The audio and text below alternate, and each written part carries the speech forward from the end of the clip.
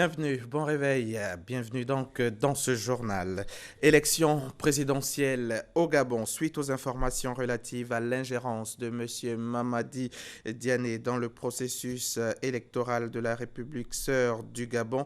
Il est mis fin à ses fonctions de conseiller spécial à la présidence de la République de Côte d'Ivoire à compter de ce jour. La présidence de la République condamne cet acte d'ingérence et rassure les autorités et le peuple gabonais qu'elle tient au strict respect de la souveraineté de la République gabonaise. La présidence de la République de Côte d'Ivoire réaffirme sa ferme volonté de tout mettre en œuvre pour continuer à préserver les liens d'amitié et de fraternité qui ont toujours existé entre les deux pays. Fête à Abidjan hier mardi 30 août. Les Gabonais, eux, sont toujours dans l'attente du nom de leur prochain président. La commission électorale qui centralise les votes devait se réunir à 19 h en séance plénière hier mardi, mais cette réunion n'avait visiblement toujours pas commencé dans la nuit de mardi à mercredi. C'est le ministre de l'Intérieur qui dévoilera le résultat du scrutin présidentiel du week-end dernier. Second septennat pour Ali Bongo ou alternance avec son opposant Jean Ping, bien malin qui pourrait le dire. D'ici là, chaque camp revendique toujours la victoire. Ici en Côte d'Ivoire, le président de la République, Alassane Ouattara, a échangé hier mardi avec le vice-président exécutif de la SFI, la Société financière internationale du groupe de la Banque mondiale, le vice-président donc Philippe Ouerou. C'était au palais présidentiel. Au menu de cette rencontre, le renforcement de la coopération entre la Côte d'Ivoire et la SFI, notamment l'appui de cette institution au secteur privé. Le procès de l'ex-chef d'État Laurent Gbagbo et Charles Blé Goudé a repris hier mardi à la CPI, la Cour pénale internationale, et ce, après plus d'un mois de pause. La Chambre a finalement suspendu la séance jusqu'à ce matin, mercredi. D'ici là, les juges attendent une évaluation des mesures de protection à accorder aux prochains témoins. Mettre définitivement un terme à la situation confuse qui règne dans le domaine foncier rural. C'est cette nécessité qui a motivé l'avènement d'une loi sur le domaine foncier rural en 1998. Plusieurs années après, l'anarchie prévaut toujours dans la gestion du domaine foncier rural, en cause notamment le mauvais usage des droits coutumiers, la prolifération des transactions illégales ou encore l'inapplication de la loi de 1998. Et dans ce sujet que nous vous proposons, Mahama Traoré et Abiba Dambélé Saoué font le point de toutes les actions entreprises par l'État pour assainir et garantir l'accès à la propriété foncière rurale. Nous allons renforcer votre droit à la propriété foncière rurale en intégrant dans la nouvelle Constitution les dispositions de la loi relative au foncier rural qui prévoit que la terre ne peut appartenir qu'à l'État, aux collectivités territoriales et aux personnes physiques ivoiriennes. À cet effet, nous avons décidé, en Conseil des ministres, de la mise en place de l'Agence foncière rurale, AFOR, afin d'accélérer la délivrance des titres de propriété. C'est l'une des annonces fortes du dernier message à la nation du président de la République, Alassane Ouattara, la création prochaine d'une agence d'exécution dédiée à la sécurisation du foncier rural, un domaine regroupant l'ensemble des terres cultivables situées en zone rurale. Selon les estimations, le domaine foncier rural du pays représente environ 23 millions d'hectares de terres, un potentiel agricole dont la gestion, durant plusieurs décennies, par les droits coutumiers a débouché sur une situation foncière confuse, marquée par une prolifération des transactions illégales et des conflits récurrents. Pour mettre fin à une telle anarchie, une loi sur le domaine foncier rural voit le jour en 1998, loi qui connaîtra des difficultés de mise en œuvre en raison de la crise sociopolitique des années 2000. Ce qui était prévu à l'origine, c'est qu'il y ait des campagnes d'explication dans tous les départements de la Côte d'Ivoire, mais également des campagnes de sensibilisation dans toutes les sous-préfectures et dans tous les villages. Et la réalité est que ces opérations d'explication, de sensibilisation n'ont pas pu se faire véritablement. Il y a également que les procédures sont perçues comme étant complexes et longues. Après la crise post-électorale de 2011, le gouvernement Ouattara prend en main la question foncière. Dans cette dynamique, un séminaire gouvernemental est organisé en juin 2012 à Yamoussoukro. De nombreuses décisions y seront arrêtées. Le positionnement du droit au cœur de la question foncière, la prise des textes d'application complémentaires et leur mise en œuvre, la délimitation et la sécurisation des terroirs villageois, la libération des terres illégalement occupées dans les forêts classées, parcs, réserves et aires protégées, le renforcement de l'engagement de l'État dans la réglementation foncière, notamment en matière de transactions foncières, de purge des droits coutumiers, de constitution de réserves foncières au profit des projets sociaux et par la promotion de la politique de l'aménagement foncier par les entreprises privées agréées. La réduction des lourdeurs administratives, la sensibilisation des populations en vue de l'application effective des dispositions législatives et réglementaires prescrites, la réduction et la simplification de la procédure d'obtention des titres, l'amélioration de l'accès à la justice et la célérité des procédures de règlement des conflits. L'érection du stéliona en infraction. Le stéliona étant la fraude consistant à vendre ou à hypothéquer un même bien à plusieurs personnes ou à vendre un bien dont on n'est pas propriétaire.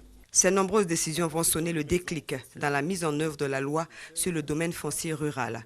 Pour preuve, de 39 certificats fonciers délivrés entre 1999 et juin 2011, le bilan actuel est de 3018 certificats fonciers délivrés. Une avancée notable que l'État veut consolider avec l'opération de délimitation des territoires de village. Ce avec le concours financier de ses partenaires au développement. Ainsi, la Banque africaine de développement prendra en charge la délimitation de 1761 territoires villageois, 1740 au compte de l'Union européenne via le Trésor public ivoirien et 1210 pour l'Agence française de développement à travers le contrat de désendettement développement. Nous avons la carte de la Côte d'Ivoire avec des départements, des sous-préfectures, des régions qui y sont dessinées. Mais tant que cette opération de délimitation des territoires du village n'a pas été menée à bien, tout cela reste artificiel. Ce que je veux dire en clair, c'est que si on a un problème entre un village A qui appartient à une sous-préfecture et un village B qui appartient à une autre sous-préfecture, les données qui sont disponibles sur la carte ne peuvent pas permettre de régler ces problèmes-là.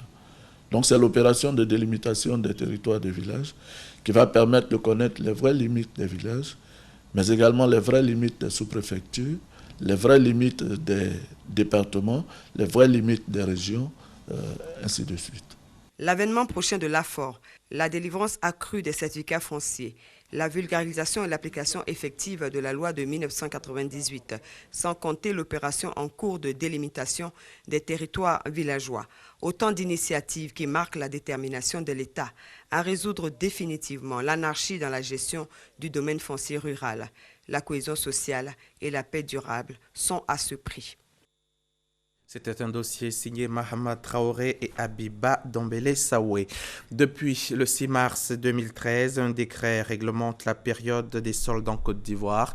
Selon ce décret, seules 2 périodes de soldes sont autorisées dans l'année.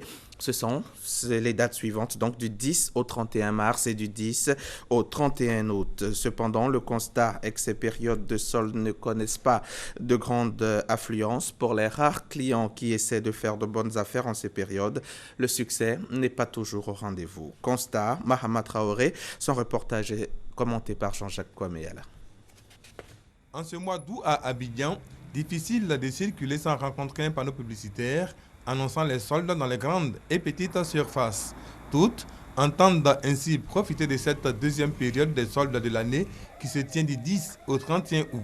Mais sur le terrain, ce n'est pas la grande affluence. Au début, ça allait un peu, mais actuellement, nous rentrons de plein pied dans la rentrée scolaire, donc c'est un peu difficile. On avait voulu peut-être que par rapport à un déstockage de près de 80%, mais bon, on n'a pas atteint, peut-être on a à peine à peut-être 40-30% de ce qu'on espérait.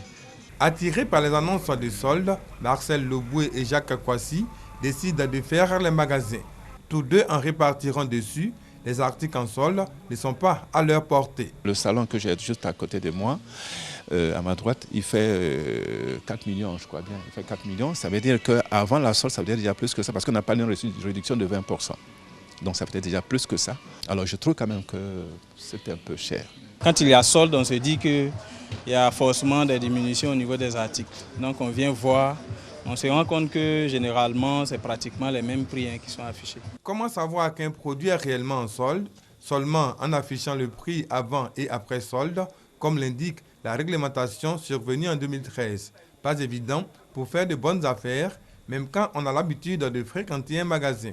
C'est le cas de cette cliente anonyme qui ne garde pas un bon souvenir de ses soldes du mois d'août. Le 6 août, dans un magasin, et c'était pas encore la période des soldes, je voulais acheter une chaussure. Je l'ai achetée à 21 500 le 21. Je suis retournée dans le même magasin et j'ai vu la même chaussure. J'étais curieuse de voir avec les soldes qu'est-ce que ça donnait. Et j'ai vu la chaussure était au prix. Ancien prix, ils ont mis un ancien prix, 25 500. Et c'était barré. Et soldé, ça faisait 20 500. C'est vraiment une arnaque. Face à de telles dérives, les associations de consommateurs indiquent la voie à suivre. Ces genres de situations doivent être dénoncées et les consommateurs ne doivent pas hésiter à venir vers leurs organisations de consommateurs pour que nous prenions des initiatives pour que ces genres d'attitudes-là ne prospèrent pas. De son côté, le ministère du Commerce assure qu'il veille au grain en procédant régulièrement à des opérations de contrôle des prix. Si on se rend compte qu'antérieurement, ce produit-là, il était vendu à 100 francs, et que lui, par son affichage, il fait croire que le produit coûtait 125 francs, et puis il fait un abattement, une réduction de 25 francs, alors vous voyez qu'on se retrouve devant un cas de publicité mensongère ou de tromperie. Donc dans ce cas-là, la loi vraiment, elle est très sévère là-dessus, et il y a des sanctions qui vont être infligées à ces personnes qui s'adonnent à ce genre de pratiques-là. Beaucoup plus une amende pécuniaire. L'amende pécuniaire en question, 200 000 à 1 million de francs CFA. Pas besoin d'en arriver là, car la période de solde profite à tous, à savoir écouler les stocks longtemps restés invendus pour les commerçants et avoir des produits de choix à moins de coût pour les consommateurs. Pour l'État, ce sera un combat de plus de gagner dans la lutte contre la vie chère. Mahama Traoré et Jean-Jacques Kwame Alla. Les États de l'Afrique de l'Ouest réfléchissent ensemble sur l'état de droit, un des principes cardinaux de la gouvernance démocratique. C'est pour eux le moment de prendre d'importantes décisions en vue de la consolidation de l'état de droit et la promotion de la réforme de la justice dans la sous-région ouest-africaine. Thème de cette rencontre, au cours de laquelle les défis qui se posent au système judiciaire seront recensés et les solutions pour y remédier également. Sidonie Davila. Tout pouvoir judiciaire, pour être efficace, doit être indépendant. Ce principe de droit doit devenir une réalité en Afrique de l'Ouest. Ensemble, les pays ont décidé de travailler à améliorer l'indépendance du pouvoir judiciaire. Représentants d'instances judiciaires, experts, membres de la société civile examinent à Abidjan les défis qui se posent au système judiciaire en vue de consolider la pratique du droit dans la sous-région. L'Afrique que nous voulons est une Afrique où la bonne gouvernance, la démocratie, le respect des droits de l'homme, la justice et la primauté du droit seront pleinement ancrés. Selon le ministre de la Justice, l'indépendance du pouvoir judiciaire est un impératif pour le renforcement des acquis démocratiques, la promotion de la bonne gouvernance, et aucun pays ne peut s'y soustraire en ce 21e siècle. On a une justice qui est crédible, et d'ailleurs avec les procès qui se passent, vous vous rendez compte, il suffit tout simplement aujourd'hui de renforcer les moyens humains et matériels pour que la justice soit plus proche des concitoyens et encore plus efficace. Cette réunion régionale sur la consolidation de l'état de droit et la promotion de la réforme de la justice dans la sous-région ouest-africaine est une initiative de l'Union africaine. Cette rencontre de 3 jours devrait permettre aux pays de l'Afrique de l'Ouest de franchir des paliers supplémentaires dans la promotion de l'état de droit et les réformes judiciaires en Afrique. Au Zimbabwe, et la tension monte alors qu'une nouvelle grève générale est prévue ce mercredi dans la capitale Harare. Et la société civile a appelé les Zimbabwéens à rester chez eux pour protester contre le gouvernement du président Robert Mugabe.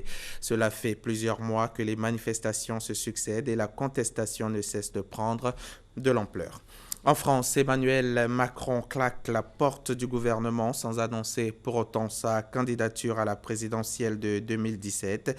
En 2 ans passés à la tête de Bercy, l'ex-ministre de l'économie s'est distingué en adoptant une ligne et des projets résolument libéraux.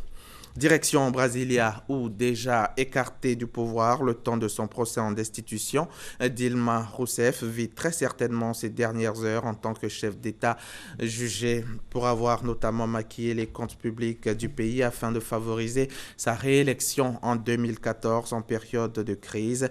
La dirigeante brésilienne attend ce mercredi le vote d'un Sénat fédéral qui lui est devenu hostile et qui doit entériner sa chute. L'histoire la quittera, c'est ce qu'a fait valoir son avocat, reprenant ainsi une phrase célèbre de Fidel Castro. Et puis pour terminer, en Syrie, le groupe État islamique a annoncé ce mardi la mort de son porte-parole, Abu Mohamed al-Adani. L'agence de l'organisation terroriste Hamas a précisé dans un communiqué laconique que le chef djihadiste est mort alors qu'il inspectait le front dans la province d'Alep où le groupe combat une coalition arabo-kurde soutenue par Washington. Voilà, c'est la fin de ce journal. Merci de toujours suivre RTI1.